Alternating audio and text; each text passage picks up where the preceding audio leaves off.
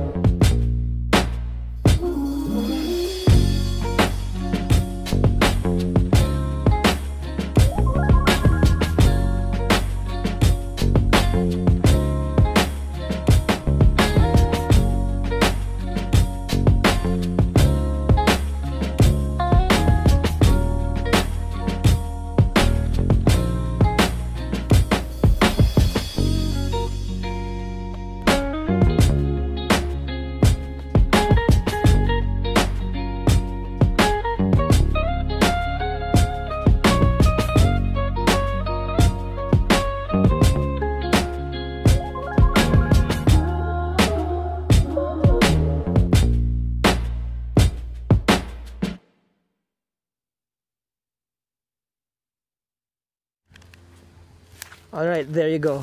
So, meron pong mga manggayan. Yan si Ma'am Emeline. Ma'am Emeline, ikaw na nga interviewin ko dito. Yan, si Ma'am Emeline. Na-miss niyo ba si Ma'am Emeline? Diba? Buti na lang, hindi rin ako nag-blue tsaka black.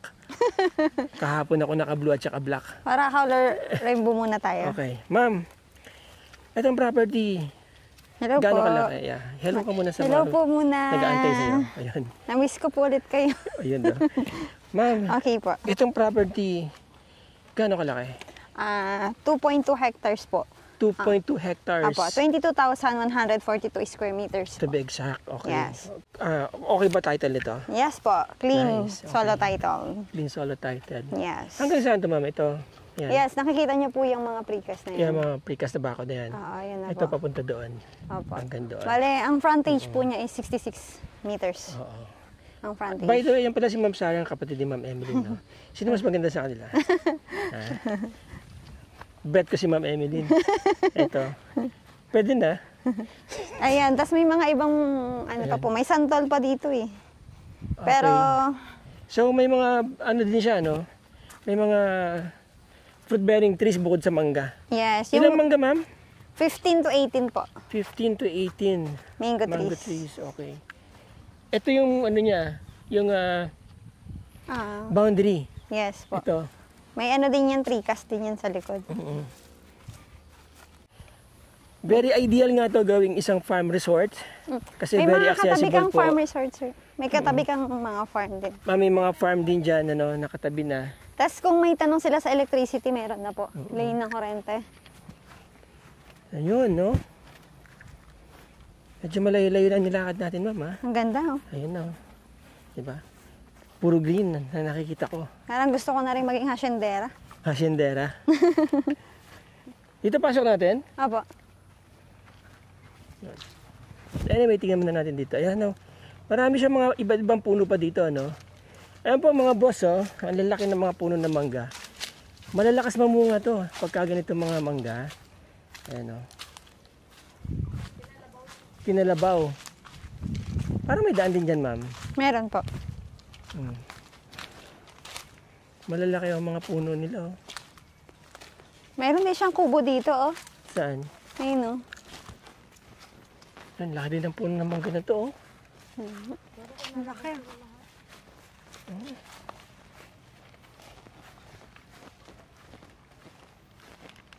Oh, ito pababa ng ilog. Yan ba? Sabi likod. Ha? Nasa likod ng ilog. Ay, likod na nga to. Ang likod nito. Iba yun ang harap. Ayun, may labong. Saan? Kunin mo. Ang lalaki na. Saan? Ayan, oh, may mga labong, oh. Aray, oh, ingat kayo, mata nyo, ha. Baka matusok. Alright, so dito po may ilog sa baba. Ayan.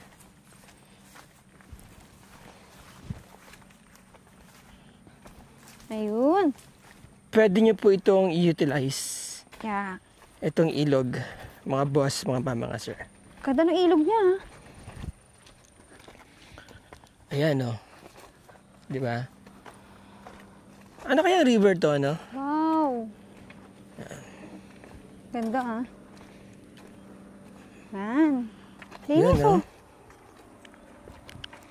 Malinaw, ha? Malinaw yung ilog niya. Oo. So, yung property po, ayan. Ito na yung property. Ito, ma'am. Diretso doon. Pag ganun. Ah. So, 66 yung frontage nun. Malamang ito, nasa around 60 plus din ang likod, ano? Opo. May fish dyan? Ano kayang fish meron dyan? Lapu-lapu. Lapu-lapu. Nandiyan pa ba yung mic mo, ma'am? Buti nga. Pakiramdaman mo lang, ha? Okay. Alright, so, there you go, mga boss, mga sir. Ang nakita namin mga puno sa loob, may mga kawayan. So, marami, yung mga usual trees na makikita nyo sa farm na hindi masyadong na-develop pa. Or actually, hindi pa talaga develop, no? Usually, yung mga ganyang puno. Ito.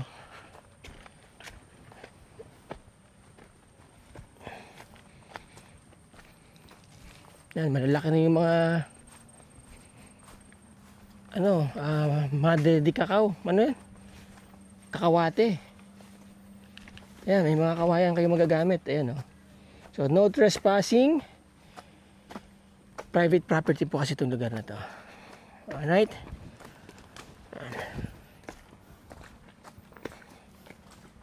Itong area po na to, dito banda, naka-slope siya. Ayan, oh, nakikita niyo ang maakyat si Sarah.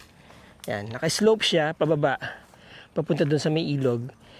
Kaya wala pong kayong magiging problema sa pagbaha. Dahil dyan lang naman po yan, diretso yung tubig sa ilog palabas doon sa dagat. Alright. Ma'am. Again, clean title, ano? Yes po. O, tirahin mo na. Tirahin mo na. Kaya mo? Baka may ahas dyan. Balikan natin. Alright, ma'am. Maganda yung property. Very ideal na gawin natin. Gawing ng buyer na, diba, kung sino man makakabili, very ideal to gawing farm resort or private retreat or simply na farm na para i-develop niya. Diba? So, magkano, ma'am? Magkano to? Selling price po is 400 per square meters. 400 per square meter. So, ilan ang total size niya? 22,146. 22,146 146. 146. So that would be Times 8,858,400 400 pesos. pesos. O 800 pesos. 400. Tama, exact price. Yan. Alright. 8,858,400 pesos. So ito po ang asking price na may-ari dito sa lote. Mga boss, mga ma'am, mga sir. Titled po yan. Very ideal na gawing farm resort. Or very ideal na gawing, you know, investment nyo. Tapos, in the future, pwede nyo siyang hatiin. May maisip yung project. Pwede kayo magbenta ng portion lots, di ba? Kung gusto nyo i-develop. May mga kapitbahay na siya, sir. May mga kapitbahay na rin po kayo dito, farm resorts. Yan. Maganda yung location niya, mga boss, mga sir. Kasi mataas po itong lugar na to. Itong area na to. Hindi po dito basta-basta binabaha, Tapos malapit po siya sa National Highway. And then from here, about ilang minutes, papunta sa downtown or sa 10 minutes. Iba proper. 10 minutes. 10 minutes papuntang Iba, kung saan nandun yung Central Business District ng Iba. Andyan lahat ng mga essentials and everything. And then going to Manila or coming from Metro Manila, Iba is about 6 hours drive mula dyan sa NLEX. 5 to 6 hours. Okay? Sabi ko nga, depende yan sa driving skill nyo. Alright. Or sa traffic, syempre. Always drive safely. Ito, hindi na kasama to, ma'am. Ito mga mangga na yan. Kasama po yun. Ayun, yung bakod.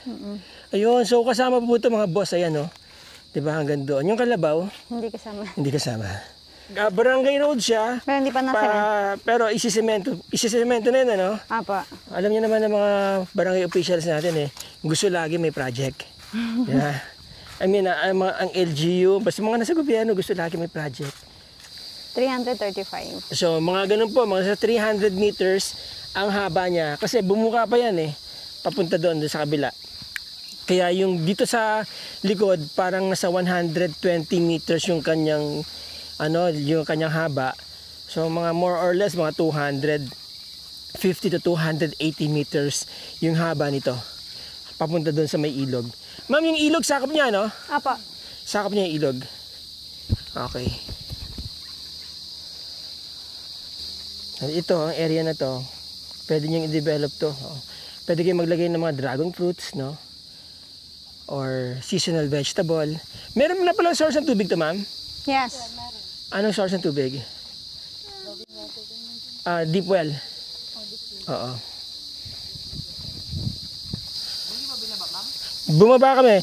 Yung ilog ba part yun ng property? Nakadikit doon ng property? Hindi, May kalsada yun, May kalsada sa likod. Oo. So yung sa likod, kalsada yun. Kalsada din yun sa likod. Tawag dito.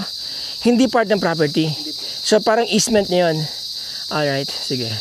Alright, mga boss, mga ma'am, mga sir. Again, sabi nga ni Ma'am Emeline, nasa 22,146 square meters ang property. Selling for 400 pesos per square meter. So that is 8,858,400 pesos. Okay. So kung gusto niyo pong makita tong property, schedule po tayo ng visitation ninyo. Nandiyan po yung aking contact details diyan sa baba ng screen. Napakaganda ng area, very ideal for private farm, farm retreat, farm resort, or simply investment niyo po dito sa Zambales. Okay? Ito ang kalsada niya. Ito na pinaka-frontage niya, Yan. Yan, papunta yan sa mga sitio diyan. Pero ito po kasi yung palabas. Now, itong road na to, eventually, i-concrete din po ito ng gobyerno. Kasi alam niyo naman ng gobyerno natin, gusto lagi may project. Diba? Yan. Kaya wala kayong ipag-alala dapat kung itong kalsada na ito masisemento pa ba o hindi. Actually, sinisemento na po nila ng sinisemento yung mga kalsada dito. At maybe this one is next in line. Okay? Mga boss, mga sir, again, maraming salamat sa inyong suporta. Sa inyong panonood, salamat po. Till the next video. Ciao.